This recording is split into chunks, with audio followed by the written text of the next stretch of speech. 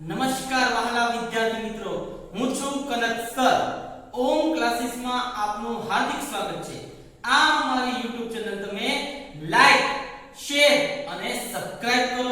જ્યારે સબસ્ક્રાઇબ કરો ત્યારે બાજુમાં બેલ આઇકોન દબાવવાનું ભૂલશો નહીં, જેથી કરીને અમારા નવા વિડિયોનું નોટિફિકેશન તમને મળે. તો વાત કરીએ આજે 16/10/2020 અને શુક્રવાર. ધોરણ છે 12 કોમર્સ અને વિષય આંકડાશાસ્ત્ર. એમાં પહેલું પ્રકરણ લઈએ છીએ સૂચકાંક, જે 12 ગુણમાં પૂછાય. એમાં એક દાખલો જોઈએ. હવે આવડી ગયો ને દાખલા તમને કે કૌટુંબિક અંદાજપત્ર રીતે જીવન નિર્વાહ ખર્ચનો સૂચકાંક મેળવો. શું મેળવવું છે? કૌટુંબિક અંદાજપત્ર. સમૂહ છે, સમૂહ ખોરાક, કાપડ, બળતણ, ભાડું અને પરચુરણ. સૂચકાંક છે 281, 177, 178, 210 અને 242. એની સામે ભાર છે 46, 10, 7, 12 અને 25. તો સૂચકાંક ને ભાર બધું તૈયાર આપ્યું છે, ખાલી ગુણાકાર કરીને દેવાનો છે. સમજાઈ ગયો? જવાબ કરીને સમૂહ ખોરાક, કાપડ, બળતણ, ભાડું, પરચુરણ. એની સામે શું છે? સૂચક આંક. શું આપ્યું છે? સૂચક આંક, જેને કહેવાય ઇન્ડેક્સ નંબર, એટલે કે આય. 281, 177, 178, 210, 242. બાજુમાં ભાર, જેને કહીશું W. 46, 46 માં 10 વત્તા 7, 12 અને 25. એના ટોટલ ને કહીશું સિગ્મા W. કરો સરવાળો. 6 × 12 15 20 વધી 2 7 8 9 10 100. શું થઈ ગયો? ભાર કેટલો આવી ગયો? 100. હવે શું કરવાનું? તો કે આનો અને આનો ગુણાકાર, એને કહેવાય IW. I નો W સાથે ગુણાકાર. 281 ગુણ્યા 46 12926. 177 ગુણ્યા 10 એટલે 1770. 178 ગુણ્યા 7 એટલે 1246. 210 ગુણ્યા 12 2520 અને 25 ગુણ્યા 242 એટલે આવે છે 6050. આના ટોટલ ને કહેવાનું સિગ્મા લાવીએ, સિગ્મા IW. કરો સરવાળો. 2520 12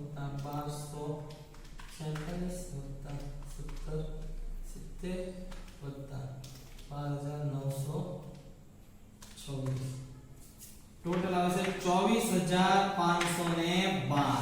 શું જવાબ? કોષ્ટક અને સરસ મજાનું કરી દેવાય કે ભાઈ સમૂહ ઊભું કર્યું, સૂચકાંક ઊભું કર્યો, ભાર ઊભું કર્યું અને IW. હવે આવી રીતે વ્યવસ્થિત કોષ્ટક કરી નાખો. પછી નીચે સરસ મજાનું ટાઇટલ મળે. મારી જગ્યા નથી તો સાઈડમાં લખી નાખો કે કૌટુંબિક અંદાજપત્રની રીતે જીવન નિર્વાહ ખર્ચનો સૂચક આંક.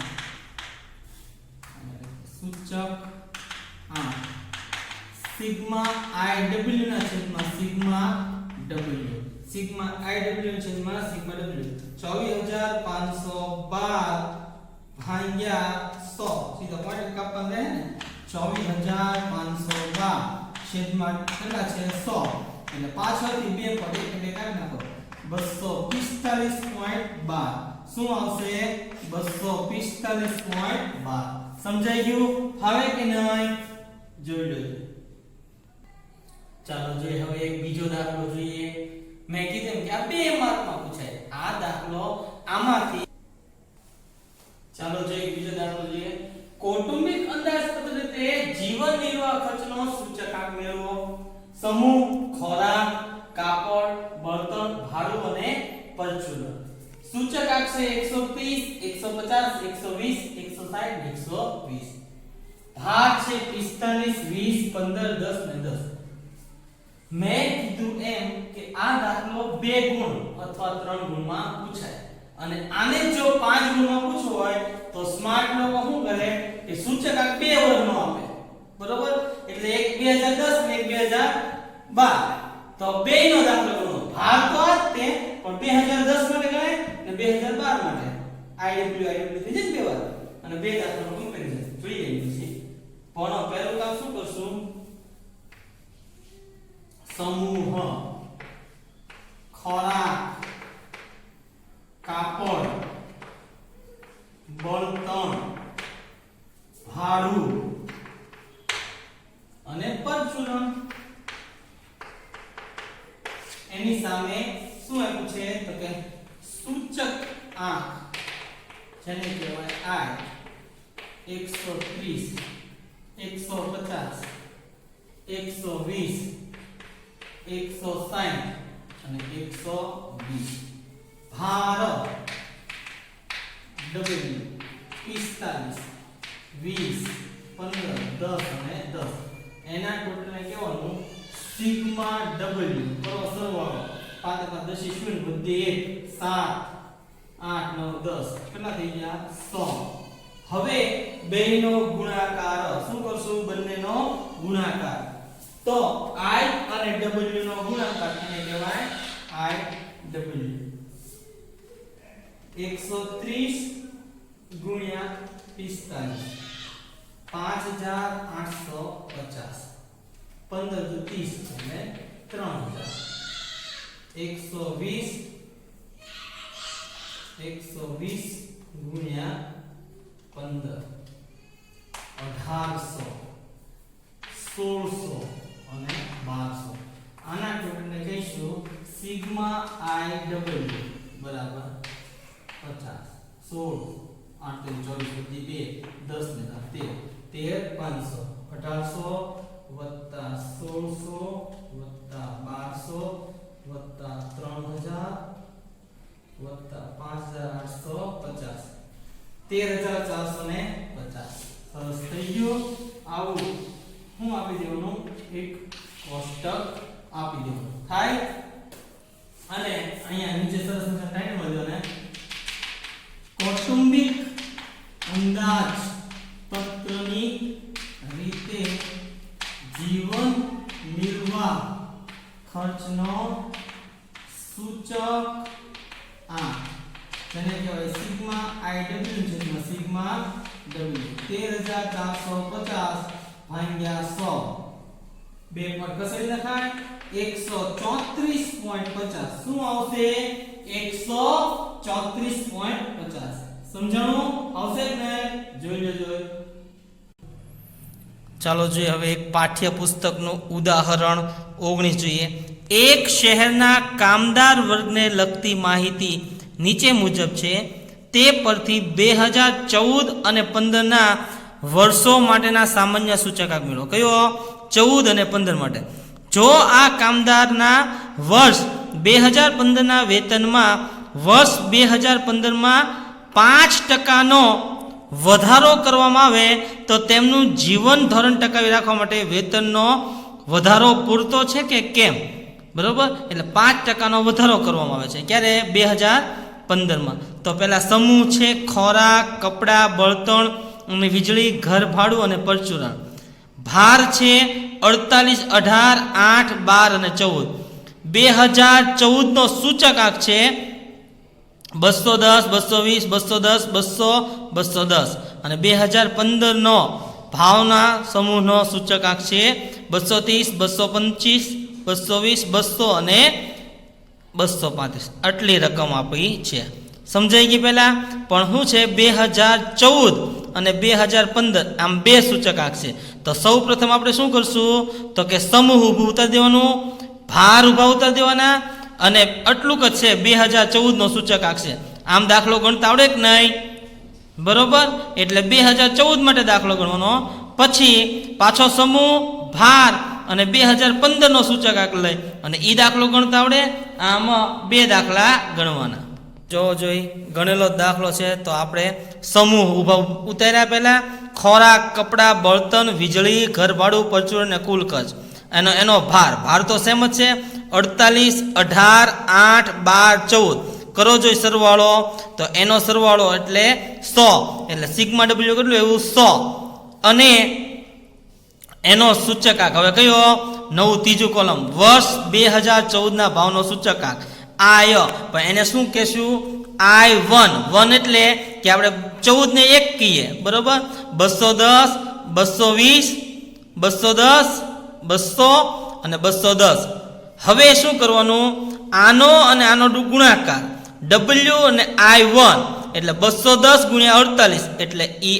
અહીં બરોબર આપણે આ ત્રીજું કોલમ કરવું અહીંયા કરવું હોય તોય વાંધો નહીં એટલે 210 ગુણ્યા 48 એટલે 10080 18 ગુણ્યા 220 એટલે 3960 8 ગુણ્યા 210 1680 12 ગુણ્યા 200 એટલે 2400 14 ગુણ્યા 210 એટલે 2940 I1W એનો સરવાળો કરો એટલે આવશે 21060 સમજાઈ ગયું પહેલા સમૂહ ઉતાર્યું પછી ભાર ઉતાર્યો પછી સૂચકાંક ઉતાર્યો અને પછી ચોથું કોલમ કયું કર્યું I1W એમાં પાછો નવું કોલમ કરશું હવે વર્ષ 2015 ના સમૂહનો સૂચકાંક જેને કહેવાય I2 આ જે હતો કે નહીં એ 230 220 220 200 અને 235 હવે આનો અને આનો ગુણાકાર W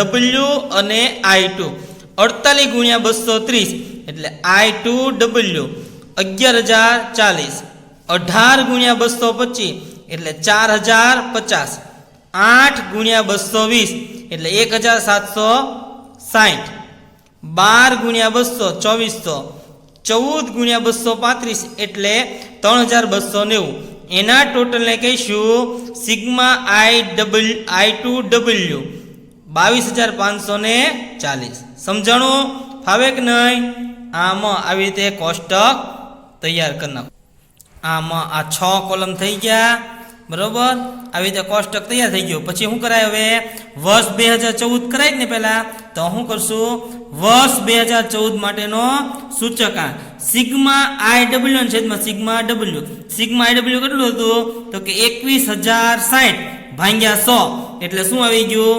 210.6 સમજાઈ ગયું 210.60 ફાવે કે નહીં એવી રીતે 2015 માટે કયું થાય તો કે 22540 એને ભાગ્યા 100 એટલે શું થઈ જશે 225.40 આમ નીચે શું કરી નખાય વર્ષ 2015 માટેનો સૂચકાંક સિગ્મા I2W છેદમાં સિગ્મા W એટલે 22540 ભાગ્યા 100 એટલે 225.40 ફાવે કે નહીં જોઈ લો જોઈ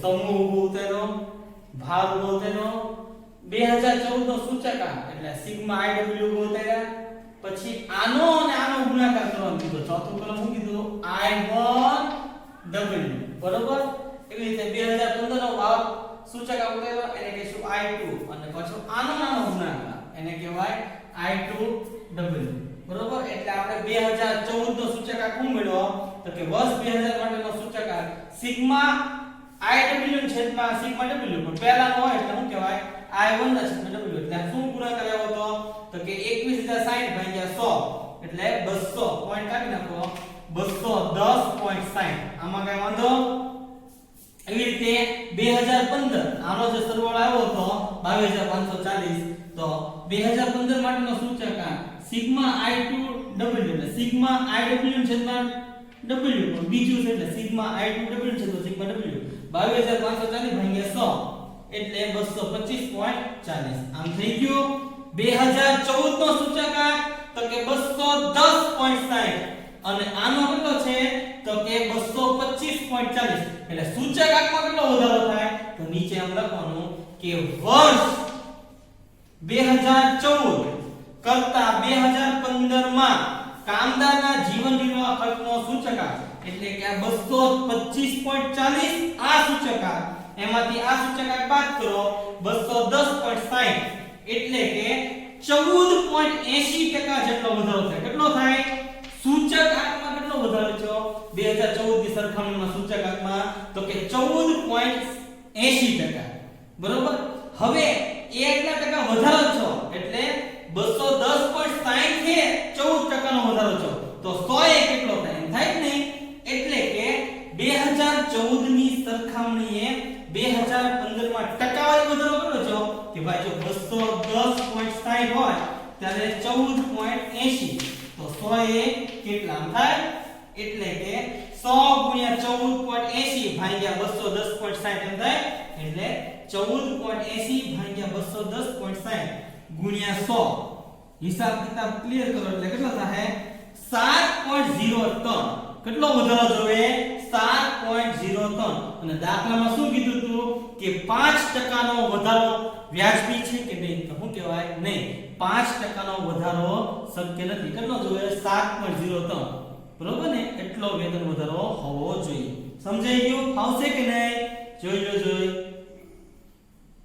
આમ નીચે ફાઇનલ ટચ આપી દેવાય કે આથી વર્ષ 2014 ની સરખામણીએ 2015 ના જીવન નિર્વાહ ખર્ચનો સૂચકાંકમાં થતો ટકાવારી વધારો 14.80 ભાગ્યા 210.60 ગુણ્યા 100 એટલે 7.03% એટલું છું. તેથી વર્ષ 2014 ના વેતનમાં 5% નો રકમ આપ્યું હતું ને 5% નો વેતન વધારો કામદારોનું જીવન ધોરણ વર્ષ 2000 માં ટકાવી રાખવા માટે પૂરતો નથી. કારણ કે કેટલા ટકા જોવે? 7%. અને દાખલામાં કેટલો કીધો છે? 5%. એટલે આ પૂરતો કહેવાય નહીં. સમજાઈ ગયું? આવી રીતે રકમ હતી અને દાખલો આખો તમને સમજાઈ ગયો કે નહીં વ્યવસ્થિત? આવી રીતે કોષ્ટક કરી નાખ્યું. આ જોઈ લો નિરાતે. પાઠ્યપુસ્તકનું ઉદાહરણ 19 છે, પાના નંબર 35.